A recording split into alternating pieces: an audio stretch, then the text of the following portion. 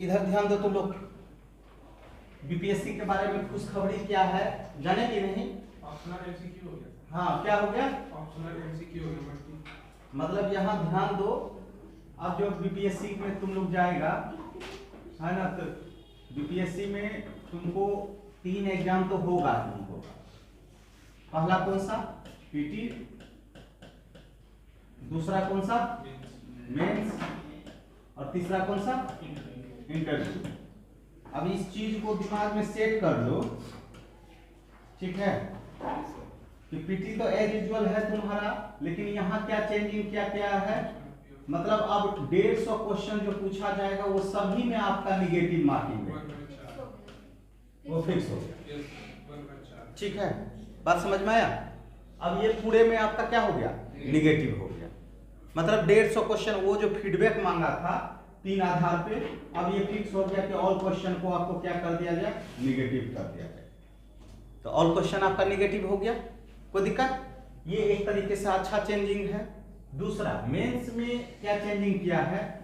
तो यहाँ देखिए, पहले आपका हिंदी था ना हिंदी? Yes sir. ये आपका क्या था? क्वालिफाइंग मार्क था, जो कितने नंबर का पूछेगा? 100 नंबर का पूछेगा। और आपको कितना करना है? 30%। ये आपका पासिंग मार्क्स हो गया, ठीक है? बात समझ में आया? दूसरा क्या है आपका? जीएस पेपर, जीएस 1, जो कितने नंबर का? 300 नंबर का। इसका सिलेबस एज यूजुअल। उसके बाद जीएस 2, कितने नंबर का? 300 नंबर का, एज यूजुअल। कोई दिक्कत? अब जो नेक्स्ट रहेगा, यहाँ जो आपका ऑप्शनल पेपर था, ये ऑप्शनल पेपर को क्वालिफाइंग कर दिया गया, ठीक है? और ये कैसा रहेगा? ऑप्शनल एमसीक्यू में रहेगा, मतलब ऑब्जेक्टिव रहेगा। समझ में आया? अब ये क्या रहेगा? ऑब्जेक्टिव रहेगा। अब यहाँ पे दिमाग में सेट करना है कि ये ऑब्जेक्टिव सिर्फ आपको पास करना है, ये नंबर एडिंग नहीं होगा। अर्थात आप जो क्वालिफाइंग हो गया, आपका 2 पेपर क्वालिफाइंग हो गया, एक हिंदी और दूसरा ऑप्शनल। बात समझ में आया? ये तो आपको सब्जेक्टिव रहेगा ही, लेकिन ये ऑब्जेक्टिव रह गया। हाँ, 100, ठीक है? कोई दिक्कत? हाँ, 30%। ठीक। अब यहाँ ऑप्शनल के जगह आपको एक नया चीज जोड़ दिया, एसे,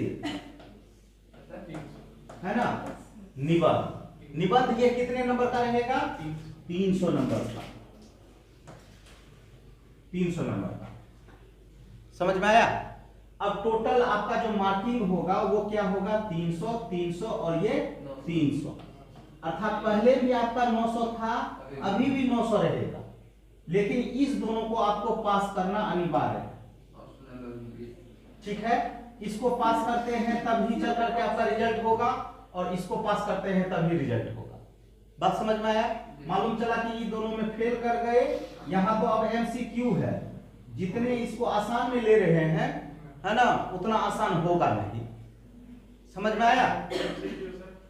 ऑब्जेक्टिव वो रहेगा, क्या रहेगा? ऑप्शनल सब्जेक्ट ऑप्शनल वो तो ऐसे रहेगा उसके जगह पे। ऑप्शनल तो एज यूजुअल रहेगा, लेकिन अब वो ऑप्शनल जो है आपका मार्किंग स्केलिंग नहीं होगा। अब ये क्या रहेगा? आपको ऑब्जेक्टिव रहेगा। दोनों को बनाना नहीं। हाँ, दोनों को, मतलब हिंदी और ये, ठीक है? और इधर आपका जीएस 1, पहले ऑप्शनल 300 नंबर का होता था, एमसीक्यू एमसीक्यू नहीं रहता था, अभी इस बार डाला है। जी हाँ। जीएस 1, जीएस 2 और आपका एसे, ये आपका 300 नंबर, 300 नंबर। आज भी नंबर उतना ही है, फर्क ये है कि ऑप्शनल हट गया, ठीक है? ऑप्शनल के जगह ऑब्जेक्टिव रहेगा। क्वेश्चन रखना है ऑप्शनल, ठीक है? आप यहाँ पे मान लीजिए हिस्ट्री रखे, ज्योग्राफी रखे, या कुछ भी रखे, तो इसका कैसा क्वेश्चन आएगा? ऑब्जेक्टिव आएगा। बात समझ में आए? अब ये आपके लिए जो है आसान हो गया कि प्री में भी आप मान लीजिए हिस्ट्री रख लेते हैं ऑप्शनल में, तो प्री में भी काम आ गया, मेंस में भी काम आ गया और इंटरव्यू में भी काम आ गया। बात समझ में आया? तो यहाँ आपको ऑप्शनल आपका पीटी लेवल में क्लियर है। क्लियर है? तो इस तरीके से तुम्हारा ये हो गया। अब फिर इंटरव्यू आपका एज यूजुअल 120 मार्क्स का, ये जितना था उतना ही रह गया। अर्थात अब जो आपका सिलेक्शन का आधार बनेगा 900 प्लस 120 है ना, 1020 पहले भी था और अभी भी है। फर्क ये है कि ऑप्शनल अब हट करके यहाँ पे क्या हो गया एमसीक्यू में, लेकिन अब ऐसे आपका पलड़ा भारी हो गया जो आप लोग को पहले से हम तैयार कर चुके हैं कि नहीं, कमोबेश रूप से। लेकिन अब यहाँ ऐसे यदि आपका 300 नंबर का है, हाँ क्या बोले, आधा अधूरा मत बोलो या तो बोलवे मत। बोले सर जो पढ़ाई की आपसे ऐसे पहले से यूपीएससी में है, यूपीएससी में तुम लोग को बताया था कि यूपीएससी में ऐसे है जो 250 नंबर का है। अब यहाँ पे सवाल हो रहा है कि ये 300 नंबर कैसे पूछेगा। अब यूपीएससी में जाओगे तो यहाँ 250 नंबर का ऐसे और 2 ऐसे लिखना है, अर्थात कितना 125 मार्क्स का और 125 मार्क्स का। समझ में आया? अब यहाँ पे कितना क्वेश्चन पूछेगा, 2 पूछेगा कि 4 पूछेगा कि 6 पूछेगा, वो अभी डिफाइन नहीं किया है। यदि हमको जो लग रहा है यहाँ 5 ऐसे दे देगा आपको और एक क्वेश्चन जो है 40 मार्क्स का देगा। ठीक है, बात समझ में आया? कोई दिक्कत? मतलब 5 क्वेश्चन दे दे या आपको 40 तो तब तो 200 मार्क्स का हो गया, मतलब 8 क्वेश्चन देगा, 8 क्वेश्चन देगा। अब वो कैसे पूछता है ये इस पे चर्चा बीपीएससी अपना कर लेगा। हाँ, जैसे यूपीएससी एसी जो है टोटल 250 का लेता था। कौन? यूपीएससी ले ही रहा है, लेता नहीं था, ले ही रहा है। तो वो जो 2 भाग में बांट लेते थे क्वेश्चन एक क्वेश्चन, तो वो सर उसमें कितना पेज लिखा आता था जो 120 125 नंबर का हो जाता है? 5-6 पेज। 5-6 पेज। अब यहाँ डिपेंड कर रहा है कि तुमको एक निबंध लिखने के लिए कितना दे रहा है, ये डिपेंड करेगा उस समय। अब मान लो कि हो सकता है कि तुमको एक ऐसे दिया, उसके आगे लिख दिया 40 मार्क्स। जैसे जीएस में क्या है, एक क्वेश्चन कितना का 38 मार्क्स का और 38 गुना 3 करना है, तो हो सकता है कि ऐसे में भी आपको सेक्शन दे दे।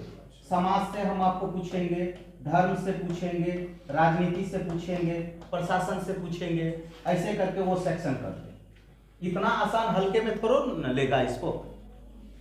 बात समझ में आया? ये डिवाइडिंग कर देगा कि हम समाज का एक टॉपिक डालेंगे, धर्म का एक टॉपिक डालेंगे, यहां से आपको 3 क्वेश्चन करना है, यहां से आपको 3 क्वेश्चन करना है, इस तरीके से। समझ में आया? ये चीज हो गया। अब यही चीज को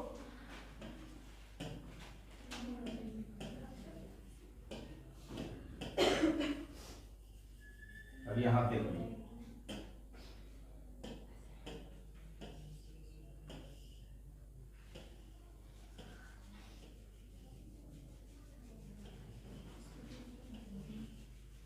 देखो, तुम्हारा ये पेपर हो गया, एक सामान्य हिंदी हो गया ना, यहाँ पे नंबर 1 सामान्य हिंदी,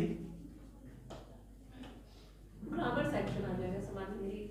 सामान्य हिंदी में कहाँ रहती है तुम लोग, 100 बार बता चुके हैं। इसमें आपको सब रहेगा, ग्रामर तो रहेगा ही, प्लस उसके साथ ऐसे भी रहेगा, है ना, ये चीज आपको रहेगा ही रहेगा। ठीक है, बात समझ में आया? ये आपको क्या हो गया, क्वालिफाइंग हो गया। ठीक है, दूसरा समान अध्ययन 300 नंबर हो ही गया, 300 नंबर। समान अध्ययन 2 300 नंबर और कितना 3 घंटा। निबंध आपको इंपॉर्टेंट हो गया, जो कितना 3 घंटा का। अब ये निबंध जो है अभी तक ये नहीं बताया है कि ये निबंध हम कितना क्वेश्चन पूछेंगे, 2 पूछेंगे, 5 पूछेंगे कि 8 पूछेंगे। लेकिन इतना तय रखना कि वो सेक्शन डिवाइड करेगा, जैसे जीएस में है सेक्शन ए, सेक्शन बी और सेक्शन सी। याद आया? तो सेक्शन ए क्या है, हिस्ट्री है। सेक्शन बी क्या है, करंट अफेयर्स है, और सेक्शन सी क्या है? यादों नहीं है क्या? तू लोग बनेगा जिंदगी में, आइए जिस दिन बन जाएगा उस दिन आना हमारे साथ मिलने के लिए, पागल कर देगा ये सब। 100 बार बता चुके हैं। GS 1 ये है ना, हिस्ट्री, करंट अफेयर्स और स्टैटिस्टिक्स मेंस में नहीं है। उसके बाद ये सेक्शन कर दिया है। अब तुमको बताया हिस्ट्री में कितना क्वेश्चन, 6 क्वेश्चन, 6 में कितना बनाना अनिवार्य है? 3 क्वेश्चन, और 3 क्वेश्चन कितना नंबर का है? 38 मार्क्स का है, तो कितना नंबर हो गया? 114। यहाँ पर भी आपको 3 क्वेश्चन बनाना है, 114, और यहाँ आपको 2 क्वेश्चन बनाना है, 72, ये 36 नंबर का, तो कितना हो गया? 300 नंबर हुआ। तो ये टोटल कितना क्वेश्चन आ रहा है? 3, 3 और 2, 8 क्वेश्चन। अब इसी आधार पे यदि निबंध को भी लेता है तब वो देखना है हमको पहली बात समझ में आया? तो ऐसा नहीं वहां ये सोचना कि एक ही क्वेश्चन होगा, ठीक है? अरे बेवकूफ सब ने बताया GS 1 में है, GS 2 में साइंस नहीं पढ़ करके साइंस टेक्नोलॉजी है, ठीक है? अब यहाँ देखो, सामान्य हिंदी में 30% अनिवार्य करना है, और मेधा निर्धारण जो होगा इसमें मेधा निर्धारण में आपका ये तीनों रहेगा, लेकिन जो MCQ है देखो 4 से लेकर के 37 तक वैकल्पिक विषय MCQ आधारित 100 अंक का रहेगा। अब ये ऑप्शनल के जगह ये आ गया, ठीक है? बात समझ में आया? तो यही चीज तुम्हारा अब नया सिलेबस हो गया ना? तो ये MCQ नया जुड़ा ना सर? यस। हाँ, तो ये जो हम लोग पेपर ऑप्शनल लेंगे उसके जगह पर पूछेगा, तो ये डिटेल क्वेश्चन भी है लेकिन ये भी है। डिटेल नहीं रहेगा, नहीं ना रहेगा, ये ऑब्जेक्टिव रहेगा, ये सब्जेक्टिव रहेगा, ये तीनों आपका सब्जेक्टिव हो गया,